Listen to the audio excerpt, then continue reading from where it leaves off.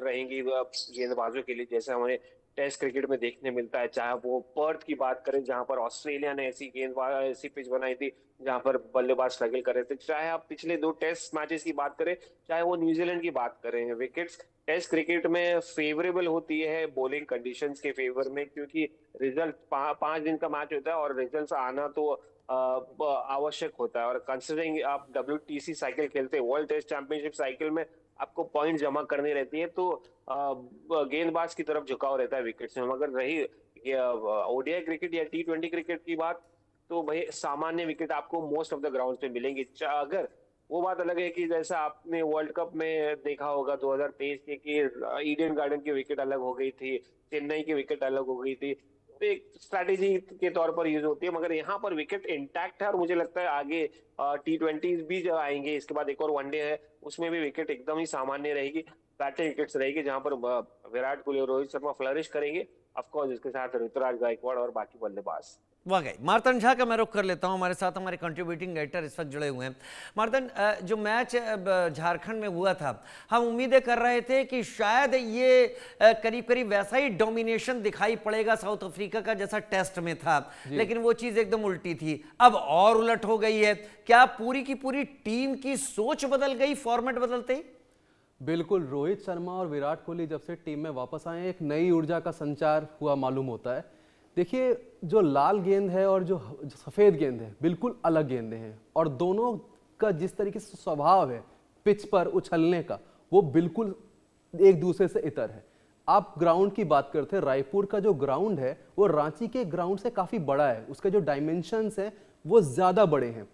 तो जब day night match होता है तो ज़्यादातर गेंद में पानी लग जाता है, नमी आ जाती है, और आसानी से जो टीम चेज कर रही होती है वो गेंद को आराम से मारती है। पिछले भी हमने मैच में देखा था कि साउथ अफ्रीका बहुत करीब चला गया था भारत के विशाल लक्ष्य के। हम सिर्फ 18 रन से, जहां तक मुझे याद आ रहा है, मैच जीते थे। तो अभी खेल खत्म नहीं हुआ है। भारत की जो वनडे टीम है, इसकी सबसे बड़ी खासियत यह है कि इसमें विराट कोहली और रोहित शर्मा जैसे पुराने धुरंधर खिलाड़ी मौजूद हैं। वो जानते हैं कि किस तरह से चेज करना है। विराट कोहली को तो भारत का चेज मास्टर ही कहा गया है। विराट कोहली ने पिछले 1 दशक या 1.5 दशक में दिखाया है कि चेस किया किस तरह जाए।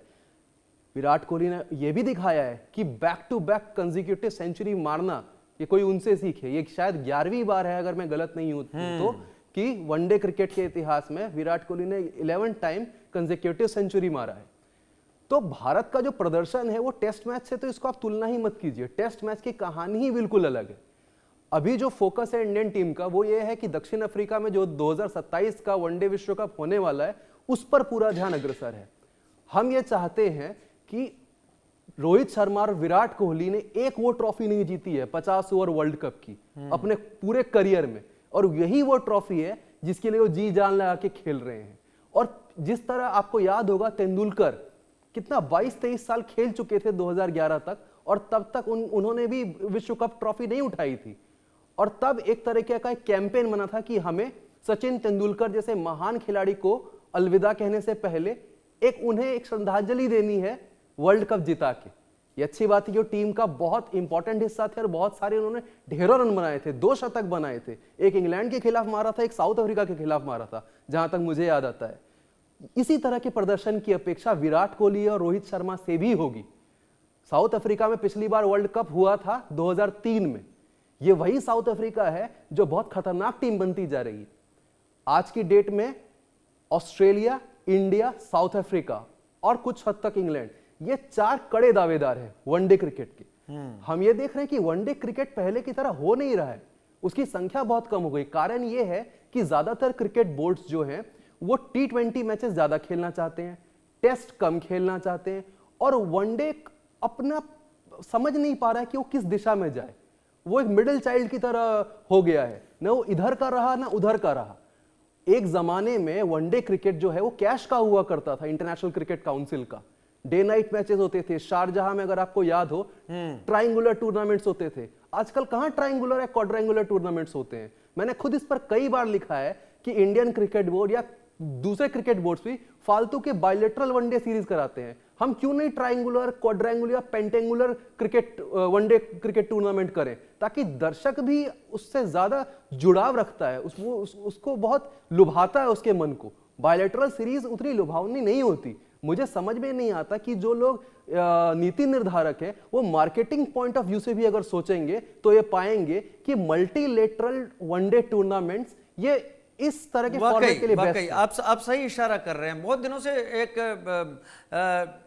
3 देशों की एक सीरीज जिसकी आप बात कर रहे हैं ये सामने नहीं आई, लेकिन ताउस मेरे साथ इस वक्त जुड़े हैं। ताउस में इन चीज़ों में नहीं जाऊंगा अभी फिलहाल, ये आईसीसी बीसीसीआई या बड़े बोर्ड्स को तय करना है, लेकिन हम बैटिंग में हमने जो परफॉर्मेंस किया, हम करीब करीब मैं मान सकता हूं कि केएल राहुल की बात करूं, विराट कोहली की बात करूं और जडेजा की भी बात करूं, भले उन्होंने 24 रन बनाए लेकिन इफेक्टिव 24 रन उनके माने जा सकते हैं। बॉलिंग में उम्मीदें किससे हैं? क्या साउथ अफ्रीका इस बार पिछले बैटिंग के अपने एक्सपीरियंस को कोशिश कर रहा होगा, रिहर्स करके आया होगा कि बदल दे?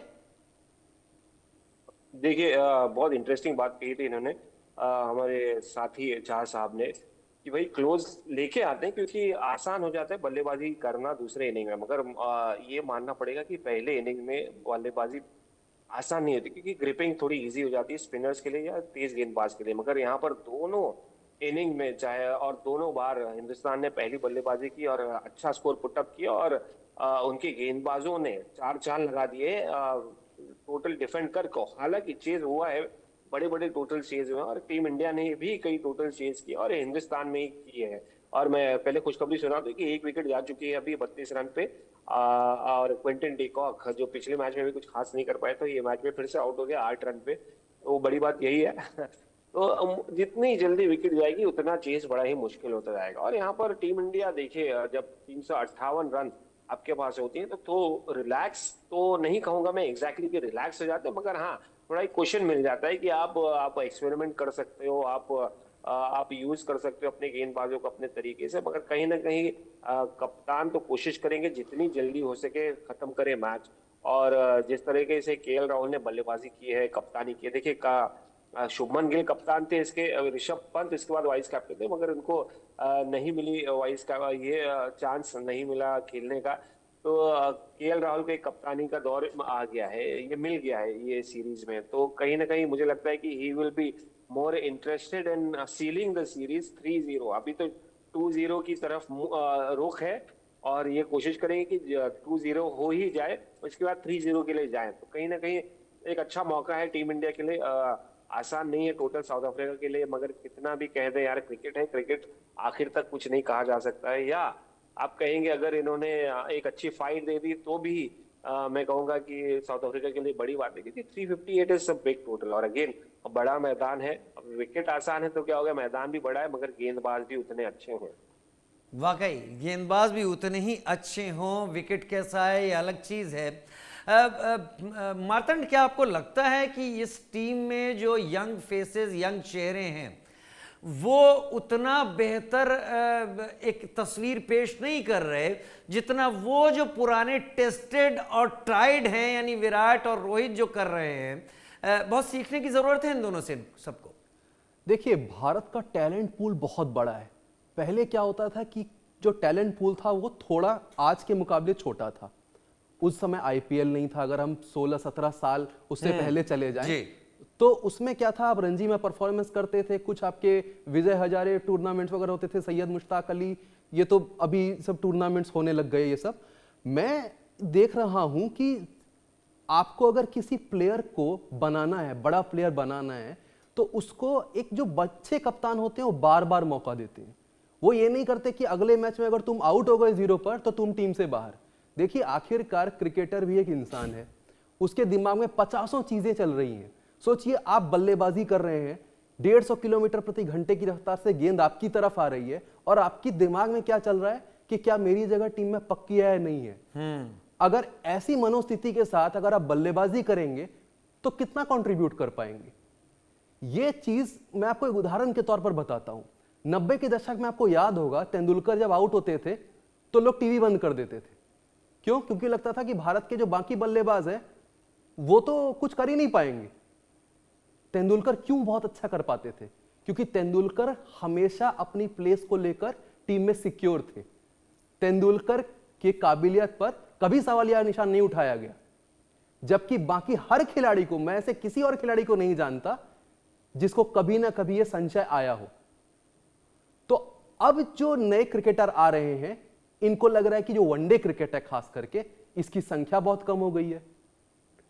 T20 क्रिकेट जो है वो तो आईपीएल वो खेल ही रहे हैं, और इतने ज्यादा पूल में क्रिकेटर्स हैं कि अंतिम 15 में कौन जगह बनाएगा इसकी भी कोई गारंटी नहीं है।